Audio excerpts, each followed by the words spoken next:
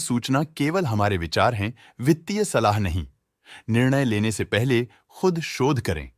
किसी भी लाभ या हानि के लिए हम उत्तरदायी नहीं हैं। आज हम देख रहे हैं फिलिटेक्स इंडिया लिमिटेड के 2025-26 Q1 की standalone financial performance. Starting with the sales, पिछले क्वार्टर से सेल्स में -3% का डिक्रीज हुआ है, मगर कंपनी ने पिछले साल के मुकाबले मार्जिनल सेल्स डिक्लाइन रिपोर्ट किया, around -0.5%। Expenses -3% quarter on quarter decrease हो गए हैं, जो साल भर के -2% के डिक्लाइन के साथ अलाइन करता है। एक्सपेंसेस में डिक्रीज अच्छा है, लेकिन सेल्स में डिक्रीज निराशा की बात है। ऑपरेटिंग प्रॉफिट, जो पिछले साल के कंपैरिजन में 27.5% अप हुआ है, quarter on quarter around 2.5% increase हुआ है। Operating profit margin OPM annual basis पे 1.5% से इंक्रीज हुआ है और पिछले क्वार्टर के कंपैरिजन में 0.5% से इंक्रीज हुआ है। एक्सेप्शनल आइटम्स को ऐड करके अदर इनकम पिछले क्वार्टर के कंपैरिजन में 1% बढ़ गई, बावजूद इसकी ईयरली ग्रोथ लगभग 1.5 गुना हुई है। इंटरेस्ट एक्सपेंसेस पिछले क्वार्टर से 24% अप हुआ, लेकिन ईयर ओवर ईयर इंक्रीज लगभग 3.5 गुना हुआ है। डिप्रिशिएशन कॉस्ट में 0.5% का क्लाइम देखने को मिला और ईयरली बेसिस पे 5% का इंक्रीज देखा गया।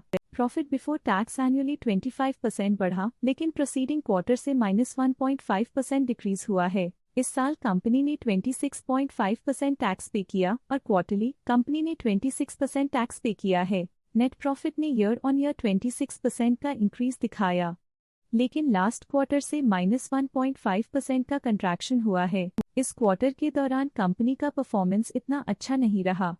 नेगेटिव नेट प्रॉफिट लॉसेस को इंडिकेट करता है। वहीं अगर एनुअल एनालिसिस की बात करें तो इस साल कंपनी का परफॉर्मेंस अच्छा रहा। अर्निंग्स पर शेयर EPS में साल भर में 0% का इंक्रीज देखा गया, लेकिन क्वार्टरली में 1% की गिरावट भी नजर आई। इस क्वार्टर में कंपनी का EPS इतना अच्छा नहीं रहा। नेगेटिव प्रॉफिट कमजोर एफिशिएंसी को दिखाता है। फिलिटेक्स इंडिया लिमिटेड के फाइनेंशियल स्नैपशॉट को रिव्यू करते हुए कुछ मुख्य ट्रेंड्स सामने आए हैं, जो कंपनी की परफॉर्मेंस पे रोशनी डालते हैं। जून 2022 से जून 2025 तक फिलिटेक्स इंडिया लिमिटेड की फाइनेंशियल जर्नी में सबसे पहले बात करते हैं सेल्स की। इस साल -0.5% की कमी के बावजूद पिछले 4 सालों में सेल्स में 2% की वृद्धि हुई है। 3 साल पहले के बढ़ती हुई सेल्स के बाद पिछले 2 सालों से सेल्स गिर रही है, जो ग्रोथ मोमेंटम बनाए रखने में चुनौतियां दिखाता है। अब बात करते हैं एक्सपेंसेस की। इस साल एक्सपेंसेस -0.5% घाट गए हैं, लेकिन 4 सालों में 9.5% का इजाफा हुआ है।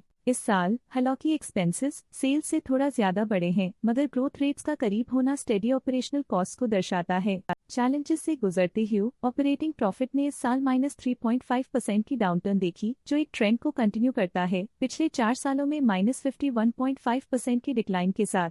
इस साल नेट प्रॉफिट में 14% की वृद्धि के साथ पिछले 4 सालों में -51.5% की गिरावट हुई है। एक अस्थायी गिरावट के बाद लगातार दूसरे साल नेट प्रॉफिट में वृद्धि हुई है, जो फाइनेंशियल लैंडस्केप में साइक्लिकल रिकवरी को दर्शाता है। EPS के लिए रास्ता कठिन रहा है। इस साल EPS -19% डिक्रीज हुआ और पिछले 4 सालों में कुल मिलाकर -82.5% की गिरावट हुई है। चलिए अब बात करते हैं शेयर होल्डिंग पैटर्न की। शेयर होल्डिंग रिपोर्ट्स कुछ इस प्रकार की हैं, जो के तक चलता है। ये रिपोर्ट कंपनी के शेयर्स की डिटेल्ड जानकारी देता है, जिसमें promoters, promoter groups, foreign investors, public investors और सरकारी एंटिटीज शामिल हैं। जब कंपनी के शेयर्स का अधिकतम हिस्सा प्रमोटर्स, FII, DII या गवर्नमेंट के पास होता है, तब ये माना जाता है कि कंपनी मजबूत हाथों में है, जो स्थिरता और मजबूत समर्थन को दर्शाता है और इस मार्केट की स्थिरता बनी रहती है। ये था कंपनी का करंट शेयर होल्डिंग पैटर्न। आज के लिए फाइनेंशियल सेक्टर में इतना ही। देखने के लिए धन्यवाद। स्टॉक लेटेस्ट न्यूज अपडेट के लिए चैनल को सब्सक्राइब करें और वीडियो को लाइक एंड शेयर करें।